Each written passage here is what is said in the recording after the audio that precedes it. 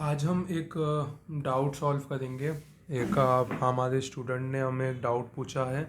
तो उनका क्वेश्चन कुछ ऐसा था कि पी वेव का जैसे कि एट्रियल का कॉन्ट्रैक्शन होता है। तो एट्रियल का जो कॉन्ट्रैक्शन होता है या फिर डीपोलराइजेशन होता है, उसमें क्या होता है, तो उसमें होता है कि पॉजिटिव डिफ्लेक्शन हमें देखने को मिलता है। लेकिन अगर वेंट्रिक्यूलर डीपोलराइजेशन होता है तो उसमें हमें जो पहला क्यू वेव है वो नेगेटिव देखने मिलता है, और जो ख़त्म होते होते वाला वेव है एस वेव, वो भी हमें नेगेटिव देखने को मिलता है। तो ऐसा क्यू है, यहाँ पे हमें पॉजिटिव क्यू और यहाँ पे हमें नेगेटिव क्यू देखने को मिलता है। तो इसका आंसर कुछ इस तरह से हम देख सकते हैं कि सबसे पहले तो ये हमारा हार्ट है। इसमें मैं एक्सिस के बारे में आपको बताया था कि कार्डियक का जो एक्सिस है वो कुछ इस तरीके से जाता है, जैसे कि 11 o'clock से लेके 5 o'clock पोजीशन तक।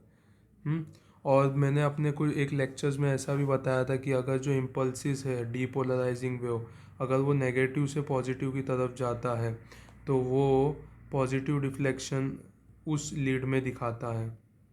अगर वो नेगेटिव इलेक्ट्रोड से पॉजिटिव इलेक्ट्रोड तक जाएगा तो वो हमें क्या दिखाएगा, पॉजिटिव डिफ्लेक्शन दिखाएगा। तो जैसे कि एक और चीज़ हमें पता है कि अगर ये सेंटर है हार्ट का, तो उसके ये साइड पे लीड 1 होता है, नीचे की तरफ होता है AVF, कुछ ये साइड पे होता है लीड 2, उसके ऑपोजिट साइड में लीड 3 होता है। ये साइड पे होगा AVR और ये साइड पे होगा AVL। तो जैसे कि हमारा जो एक्सिस है वो कैसा होता है, तो कुछ इस तरीके से नीचे जाता है। तो यानी कि लीड टू में जाते हुए हमको कैसा देखने को मिलता है, तो पॉजिटिव नॉर्मली सभी चीज़ देखने को मिलते हैं। और AVR से दूर जाता है, यानी कि AVR का जो पॉजिटिव इलेक्ट्रोड होता है वहाँ से दूर की तरफ जाता है, नेगेटिव की तरफ। तो यहाँ पे हमें नेगेटिव डिफ्लेक्शंस देखने को मिलते हैं।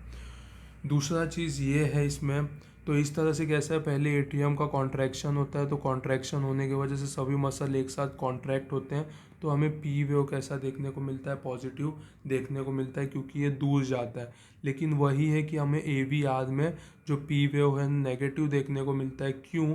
क्योंकि वो एक जो इम्पल्सिस होता है एट्रियल डीपोलराइजेशन का, वो AVR से दूर जाने की वजह से वहाँ पे नेगेटिव डिफ्लेक्शंस देखने को मिलते हैं। दूसरा चीज़, वेंट्रिकल्स में जब AV नोड तक पहुंचता है इम्पल्स, AV नोड से आगे की तरफ पहुंचता है, तो सबसे पहला इम्पल्स कहाँ पे जाता है, सबसे पहला जाता है सेप्टम में। तो ये जो जगह होता है हम कह सकते हैं इंटरवेंट्रिकुलर सेप्टम में ये जाता है।